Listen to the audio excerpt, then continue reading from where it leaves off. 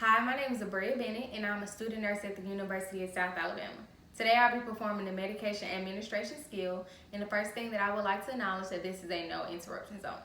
The second thing that I would like to do is go to my medication room, and I would like to compare my medication administration record to my patient care order form.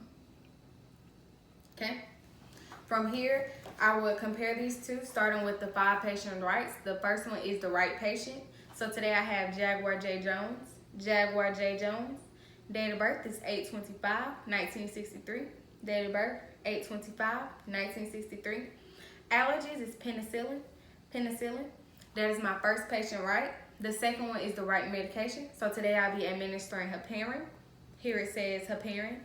The third right is the right dosage. It says 5,000 units. 5,000 units. And I have done my calculations, so that will be equivalent to 0.5 milliliters. My fourth right is the right route, which will be subcutaneously, and that will be given in the abdomen 2 inches from the umbilicus. And the last patient right is the right time. It'll be given every 12 hours, and the time now is 8 a.m. So I'm checking the time. I verified the time, and it is 8 a.m., which means my patient was last administered heparin at 8 p.m. So the next thing that I'm going to do is perform hand hygiene, and now I'll be going on to my medication table. At my medication table, I'll be comparing my MAR to my medication, and I will reevaluate my 5 patient rights. This is the second check. So the first right is the right patient, Jaguar J. Jones. Date of birth is 8/25/1963, and my patient has an allergy to penicillin. Okay, that's the first right. The second one is the right medication. Here I have heparin. It says heparin here. My vial says 10,000 units. I'm administering 5,000 units, which is equivalent to 0.5 milliliters. And my expiration date here says 12/5/2020.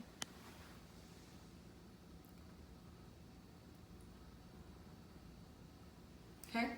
And to continue with my other rights, it will be given subcutaneously today, and it will also be given in the abdomen 2 inches from the umbilicus, and it will be given every 12 hours. So here I have stated my right patient, my right medication, my right dose, my right route, and the right time.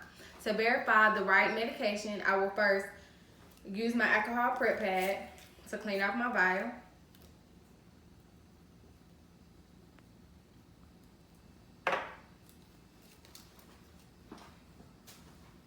After cleaning off my vial, I will open my syringe,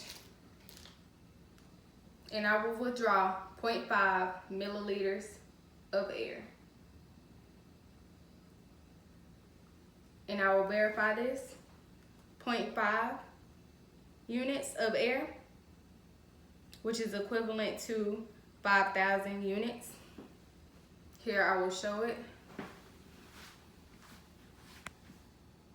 My syringe has been faded a little, but you can see that it's 0.5 milliliters. Okay. And the next thing I will do is uncap my syringe. After I uncap my syringe, I will inject it into my vial, pushing all of the air into my vial. After I push it into my vial, I will then turn my vial, inverting my vial, and I will withdraw a little over 0.5 milliliters so that I can get my air bubbles out. Okay. And now what I will do is I will confirm my calculations with another nurse in the dose that it is heparin in 0.5 milliliters.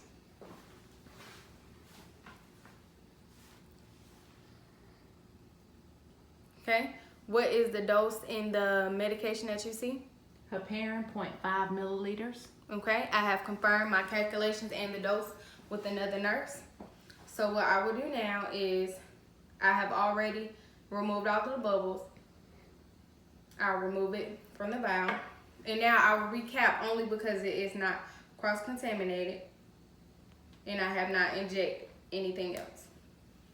So the next thing that I'm going to do is I'm going to take my MAR and I'm going to go over to my patient's room. But first, I will take my tape, my label, to put over my syringe for my third verification. Okay, so what I'm going to do is I'm going to knock on my patient's door and I'm going to enter into my patient's room. As I enter into my patient's room, I have already introduced myself and I have explained the procedure to my patient. So now what I'm going to do is my third verification, looking at my patient's wristband as well as my tape. So the first one is the right patient. Today I have Jaguar Jones. Jaguar Jones, date of birth is 8/25/1963, 8/25/1963. My patient also has a penicillin allergy. Okay, so the next thing I will do is I will look at my MAR and compare it here, and I will see that I will be giving heparin. Today I'm giving heparin 0.5 milliliters, 0.5 milliliters. It will be given subcutaneously, which is in the abdomen, 2 inches from the umbilicus, and it will also be given every 12 hours. And I would also like to note that I have asked my patient if they have any other allergies, and my patient does not. So from here, I have discussed all of my verification steps: the right patient, the right dose, the right medication, the right route, and the time. So from here, what I will do is I will perform hand hygiene, and I will raise my patient's bed to a working level. After raising the bed, I will lower the bed rails, and I will expose only the patient's part of the body, which I will be working on, which is the abdomen, 2 inches from the umbilicus. And now what I will do is I have already assessed my patient's vital signs, and I have checked the platelet level since I will be performing heparin, and I have also checked all of the other labs for my patient. So after I have performed hand hygiene, I will then now don my my clean gloves.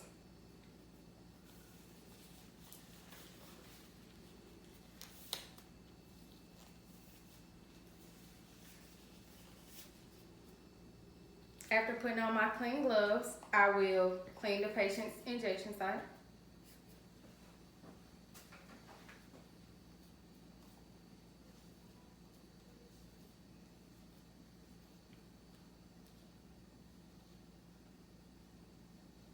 After cleaning the patient's injection site, I will then uncap my needle.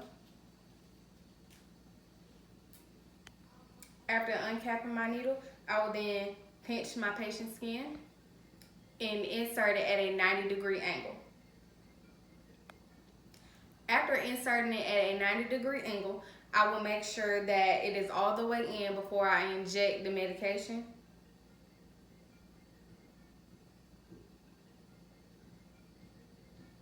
I have injected the entire medication and I will remove my fingers. Now I will wait 3 seconds before pulling it out. 1001, 1002, 1003. Now I will pull out my medication and I will dispose of it in my sharps container. I will clean my patient's injection site. After cleaning my patient's injection site, I will palpate for any skin integrity or any tenderness. My patient does not have any tenderness. So the next thing that I will do is assess for any allergic reactions.